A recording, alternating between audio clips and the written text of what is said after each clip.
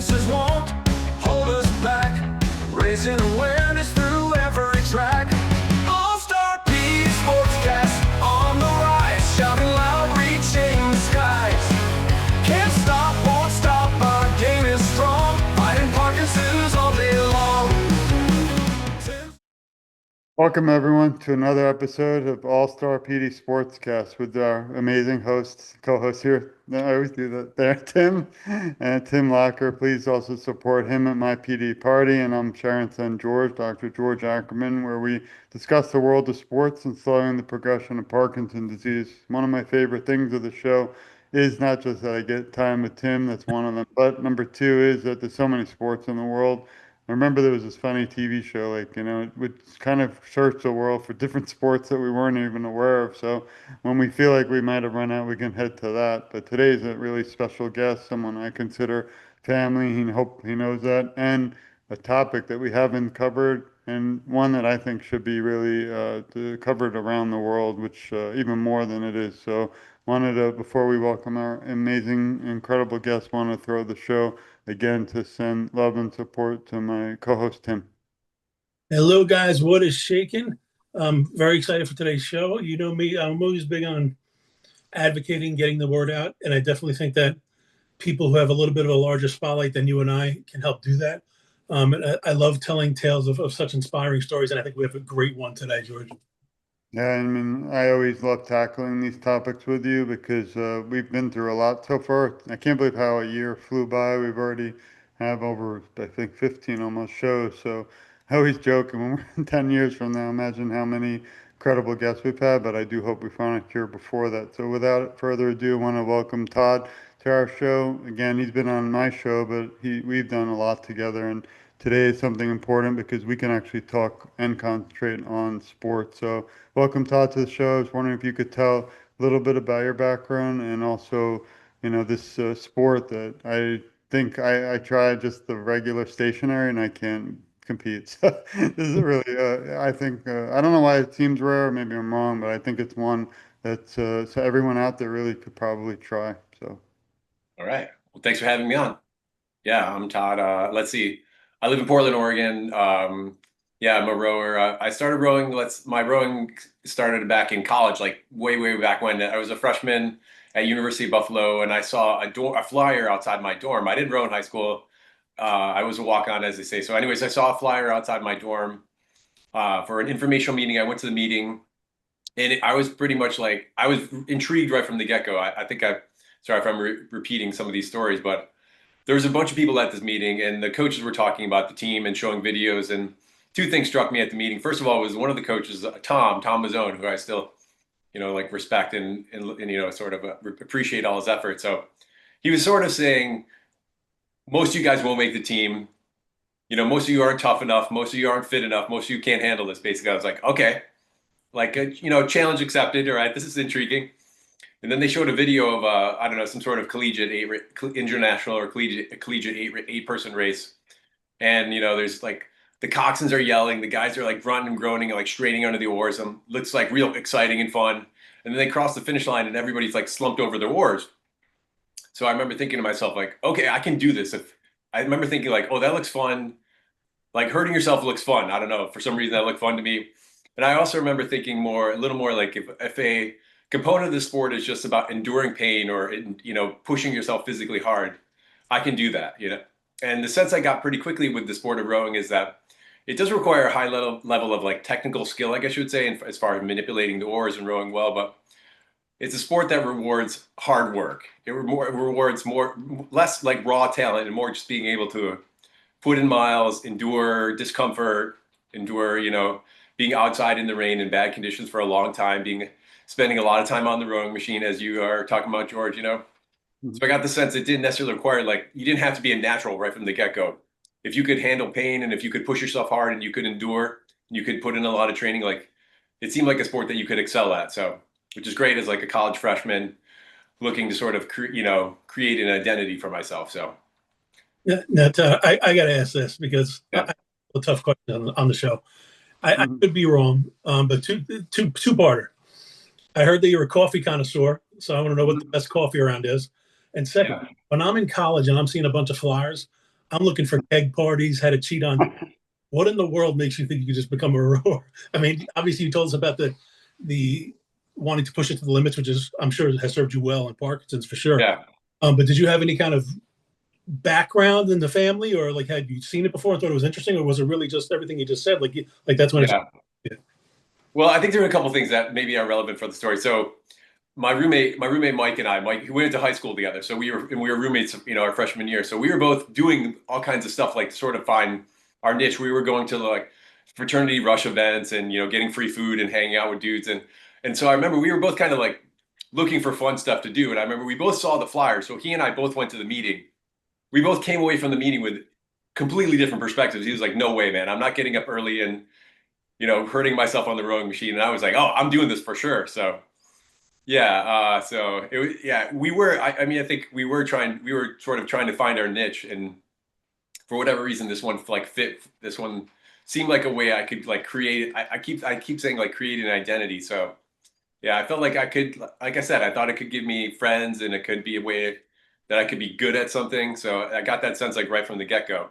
Yeah, and I was willing to accept the fact that it was going to require getting up early and puking in a garbage can or whatever needed to be done. So is yeah. that what a coffee connoisseur needed? Oh yeah, the coffee connoisseur. Yeah, so I'm drinking some coffee right now. So I think I've got like this is like a Colombian natural process. I made a pour over. So I don't necessarily drink a ton of coffee, but the 1 12-ounce cup that I have every day, I want it to actually taste pretty good. So When you have your own company, we'll help promote it. You need one. And oh then yeah. So as Tim started out, the jump to just get into the rowing is amazing, but what's even more incredible is to jump from college and just enjoyment of it to the Paralympics. So yeah. that's something where I wish, well, actually, Tim's really talented at. Maybe we need to throw in like an Olympic theme right now in the show when we go back and, edit it. But, what's in your, mind to even think or consider that? Because once again, like Tim said, I was president of fraternity. I didn't drink and stuff. I was the one who protected everyone. But seeing a flyer on rowing is one thing to join in college, but then to go to that almost the top level of the world is just another. And then also battling Parkinson's at the same time. Those are two challenges that Yeah. makes you not just unique, but to me a hero to many.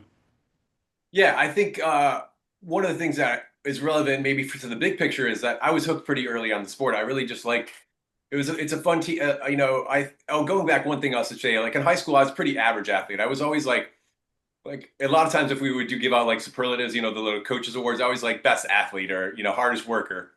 I was never that skilled when it came to playing like tennis or baseball or soccer, but I was always fit. I remember in soccer practice, I was always like the fastest. And whenever we would run for distance, I was always like the best distance runner. So I think I had a natural like bias towards endurance sports, but I was never like particularly skilled. I was like a pretty good tennis player. I was like pretty good. I was like above average, but not much above average in like every sport I played in high school. So with this little bit of endurance bias. So I think that kind of gave me that was sort of fit well with rowing. So all right, let's fast forward a little bit. So yeah, I continued to row after college at a moderately high level, at sort of the club national, sub-national level. And then in 2001, my then girlfriend, now wife, and I moved out to Portland, Oregon, where I currently live. And at that point, I just became sort of an adult. I had a full-time job working in the lab. And I was just a competitive masters rower at that point, and I was just kind of enjoying that. But the next transition, I guess, fast forward about a decade, is I decided I want to try to like actually make a living as a rowing coach. So I started coaching. I started at the bottom of the hierarchy.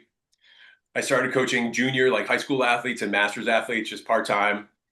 And then eventually, after a couple of years of that, I started coaching collegiately. Worked my way a little bit up through the hierarchy of that, starting with some D3 teams, some small local D3 teams, and then some smaller Division I teams. And spent a couple of years coaching at University of Wisconsin. Spent 4 years in Madison, and then we moved back to Portland in 2017. I guess this brings us to the Parkinson component. So I was head coach of a local rowing program.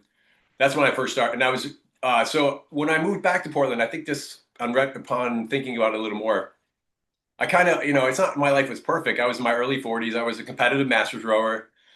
I had a nice boat. I had a boat. I trained with some buddies, and we'd go do races. So, and I was a coach of a rowing, and I was like full-time coach of a rowing club. Like that sort of, that's all I probably ever wanted in life. I could foresee myself riding that sort of life pattern for a while. And then in the fall of 2017, actually, like preparing for a big race, like I started noticing everything started feeling weird. Like my rowing technique started just feeling wrong and off, and I was struggling to get through workouts. I just felt fatigued all the time. And at that point, I was 42. So I just figured I was getting old, or I needed to lift more, or need to do something different. So I didn't think anything of it. Then in the spring of 2018, I started developing this tremor in my left hand, which is the predominant symptom that I have. Like my left side, I have tremor in my left hand, tremor in my left side. That started happening, and that's when I figured. Even at that, I didn't think anything was wrong at the time. I was head coach of like a local rowing program, so I was working 60, 70 hours a week. So I just figured I was like a stressed out mess. So went to see a naturopath. She did a bunch of blood work, and she's like, "Yeah, everything looks good." That's when I knew something was like seriously wrong. So got diagnosed that summer of 2018.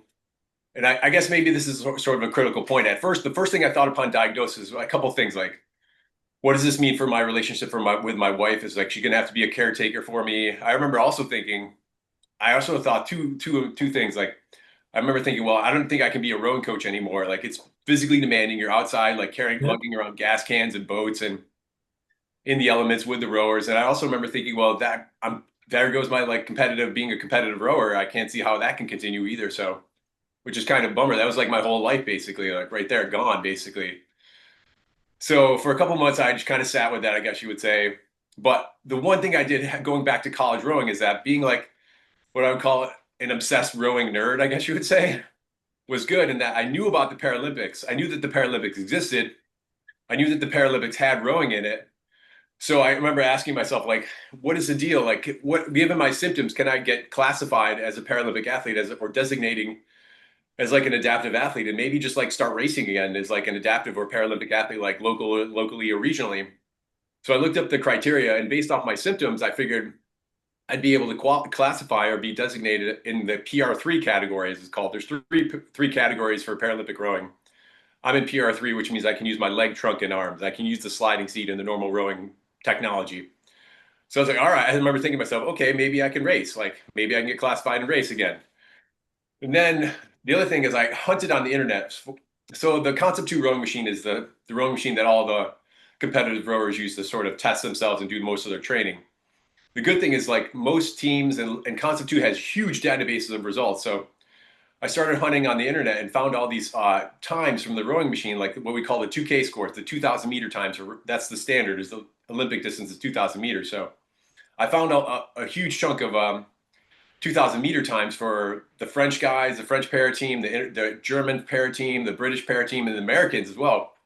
And what I realized, like, my speed based off right where I was on the rowing machine right before diagnosis sort of put me right in the middle of the field of these guys. So suddenly, this is like December of 2018, a couple months, like 3-4 months after I got diagnosed. I remember thinking, A, I think I can classify, and B, I think I'm sort of in the mix with a lot of these guys. So I reached out to US Rowing that spring, and I had to send in a bunch of workouts on the rowing machine and some video of me rowing. But ultimately, that got me invited to what's called the selection camp in Boston that summer in 2019, would allow me to take a shot at making the national team. So I went to camp, made my way into a boat, and like made my first national team, which sort of blew my mind. So like, I never made the national team when I was in my 20s.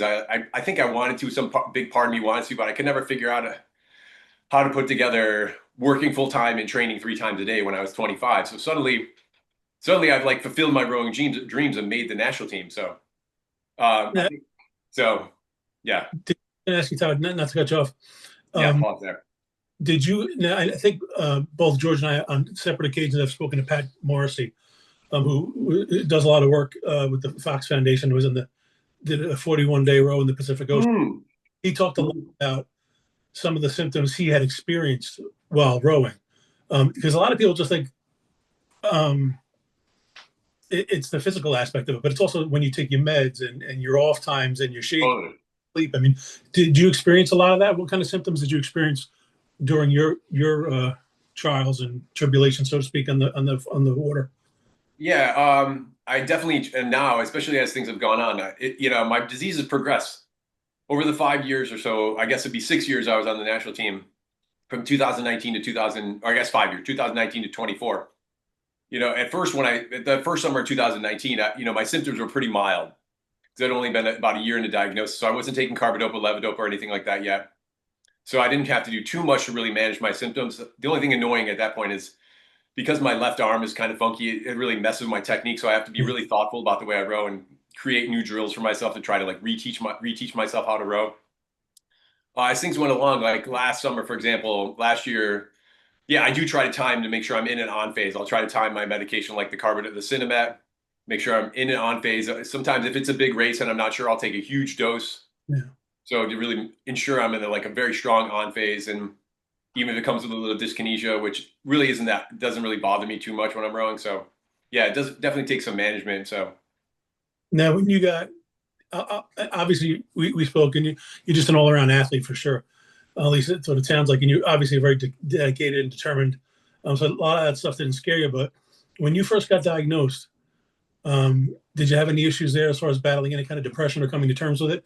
And who were your idols? Like who inspired you growing up pre-diagnosis? And did you look towards anybody post-diagnosis in the Parkinson's world where you were like, hey, if they could do that, I could do this? You know, like how did that work for you? okay, let's see. What's the first part of that question you were talking about? I don't. How kind of battles as far as getting your head on right after you're diagnosed? Oh yeah, okay. I think being given where I was in life was both a good and a bad thing as far as coming to terms with things. Like at first, for the first couple of months, yeah, I would say for the first 2 months, I don't know, maybe this is a quick turnaround. My story is unusual, but for the first 2 months when I sort of trying to figure out like, well, what does this mean for my life? Like, where is this going to go? So, and for a while, I just kind of sort of settled back into real life a little bit, and was just kind of working. But then, as I said, like the idea of the Paralympics popped in my head, and suddenly it gave me this huge. And then as each piece sort of started coming into play, like the interesting thing I think about my journey was like each one step led sort of progressively to the next. Like I saw that I could potentially get classified. So then I decided, okay, maybe I need to reach out to Ellen, who's the high performance director for Paralympic rowing.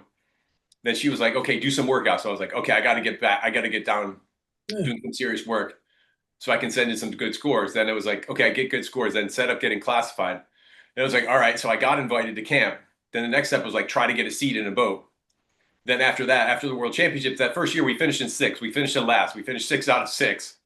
So I came back after that first World Championships, like really determined to do better. I was like, I'm going to do this. I want to come back and try to get a spot in Tokyo, but I don't want to just, get my butt kicked at either the Paralympics or World Championships. So it's like, I'm coming back faster. So then it was like, then my thought process became, got to make progress to get into the boat for Tokyo. Luckily, I mean, I say luckily, this is weird, but COVID helped in that it gave me a whole nother year to train. Yeah. So yeah, and that everything kind of just led to one step to another. Then it was like I got invited to the selection camp for Tokyo. I didn't actually make the boat. I went to Tokyo as the alternate.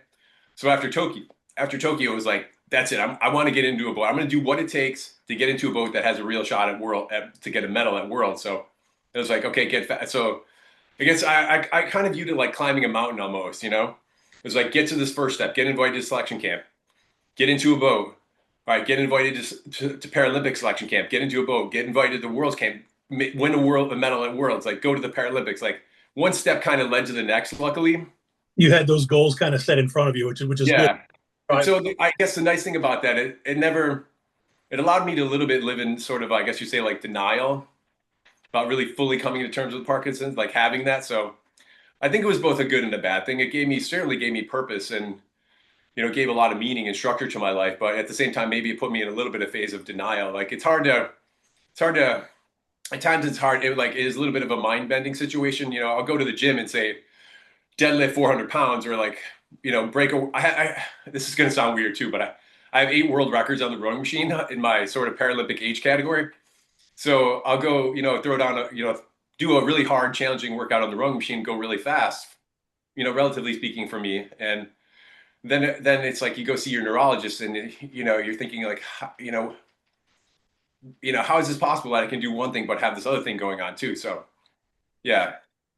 I don't know. Let's see, like sporting idols. I have a lot of sporting idols within my sport that nobody else probably knows about. So one of the guys actually I rowed with here in Portland is a guy named Christopher Wood. He was a pretty like famous Harvard rower, 3-time Olympian. And he rowed for Harvard in a very famous crew. They called themselves the Rude and Smooth Crew because they were undefeated. The only team in 4 years of collegiate competition from 72 to 76. They only lost to the Russian national team. So there's guys like that. I don't know. Let's see. One guy, I kind of look up to is Kirk Gibson, right? I remember watching that World Series, like hit that and home run. Yeah, absolutely. I remember like where I was. I remember watching that, in the bowling alley and whenever it was. I think it was like a Friday night. Mhm. So, and Kurt Gibson has Parkinson's as well, as you probably know as well. Yeah, we've been lucky to have had him on his son on our show. We're reaching out. He's listening. We'd love to have him too. Wanted to share something as we wrap up today because Nice. every time I see this image, which is kind of your picture out there in the world, and always inspires me and hopefully everyone listening. This is and we'll add these links too, and Tim will share them. But this is the famous This is famous Tim. It's the famous Team USA website that I always kind of admire. Also, everyone can go to US Rowing and you'll see a lot more too on Todd's Yeah. background. That And picture, I want to say one thing. I would say that's probably my career highlight. That's from the 2023 World Championships. I think that summer, like everything came together that year from the fall of 2022. The previous summer I rode with a different partner. We raced to this event at the World Championships. We thought we were going to have thought we had a real shot at the medal in 22, but we finished in fifth out of sixth place. Like we raced in 22, we raced early in the summer. We raced well internationally. We thought we were like doing really well, and the World Championships didn't go as well as we hoped. So I remember coming back we were supposed to take like a couple weeks, like a month off from training in the fall of 23, or sorry, excuse me, 22. But I took like 3 days off and I started like training like a crazy maniac. Cause I was on a mission that year to make it happen next year. And so, yeah, I PR'd for like my 6 kilometer distance. I almost PR'd for 2000 meters on the rowing machine. And then I went off to selection camp and I got hooked up with this girl, Gemma, who's amazing. She's like close to the world record on the ergometer, and yeah, we finished in second at the World Championships that year. that's amazing. I mean, I think finishing fifth is amazing. So I'm glad you kept going after that. But Yeah, there's so much information that we will also share just because for time purposes. I also wanted to, before I throw the show back to Tim, I had the honor to work with you and really on a project I always dreamt of. I never thought it would come to real life or to the world, but it was a great moment. I remember on the call together where we were able to bring over 21 riders who many are battling Parkinson's together because I always thought with my mother who battled Parkinson's, unfortunately lost her battle. She couldn't do a lot at the point when it progressed, but she loved to walk, and but then when she couldn't walk, I think we kind of gave up in a sad way. But with this book, I feel like there's so many other things out there that people aren't aware, like rowing and even stationary rowing. There's just so many different sports, different people, and I feel that like you motivate so many, and as you're a hero, I feel if we even reach one person today now knows there's many other sports out there might change their life forever. But if anyone wants to support all the authors, feel free to go to togetherforsharon.com, click bookstore. You can read about the book, all the authors, and any funds, at least during this show, if you write the word or name Todd, and we'll donate for 100% to Todd because that was the whole point of the book. And I do want to say that Tim's in the book too because we're promoting the show. But you can see here all the great individuals around the world like Jimmy Cho who endorsed the book. Ryan Cotton runs Rock City Boxing. This was something that took a few years, but I know I'll never forget. And I want to thank you again, Todd, for that. But more importantly, if everybody out there can support Todd, might help him continue his, run at the rowing. As we wrap up again, I'm going to send it back to Tim, but to wrap up on my side, what's next in your plans? Because this I know is something like we all know sports. Like we were talking earlier, I'm 48 now as of last week, and I don't want to leave a basketball court. But I always say when I'm 50, I think it's definitely going to be time. But rowing might be, a little different. Obviously, Olympics might be tough. But what are some of the things you're, planning now moving forward? Uh, yeah, I mean, I've retired, I guess, from Paralympic competition. Although, who knows? The LA is home games. Having seen the way it was for French athletes in France, I've still been training a fair amount. I still row pretty much every day just because I love it. And I've been coaching a bunch. I coach a masters group here in town. Really good. It's like a small high performance group, so that makes it really fun. The next big race, there's a race in Boston every October called Head of the Charles. It's on the Charles River. It runs through Cambridge. It's often called like within the sports called like Rower Christmas. It's like a 3 days of racing. There's like high school events, there's junior events, there's masters events, there's collegiate events, there's international competition. So it's kind of it's a little bit like the Boston Marathon in fact that everybody in the city comes there. There's like 20,000 spectators and they line the banks, and it's within the rowing world, like everybody in the rowing world, all your rowing buddies are there. So that's always the third weekend of October. So I've been preparing for that. So the last 2 years I've rowed with one of my local training partners, and we race in like the what they call the para inclusion double. So one para athlete and one able-bodied athlete. And we've won that the last 2 years. So I've been getting ready for that. So because that's always like, yeah, like I said, part party and part serious race. So I really appreciate it, your time in the past, the present, and the future. You know, you have a fan here and be following along, and I hope everyone out there too will want to send the show to Tim for our famous quote per show, and then also for his wrap up. But thanks, Todd. It's always a pleasure and honor to be working side by side to advocate towards a cure. I love I love anytime we could have heroes on the show. I think it's inspiring. It gives hope.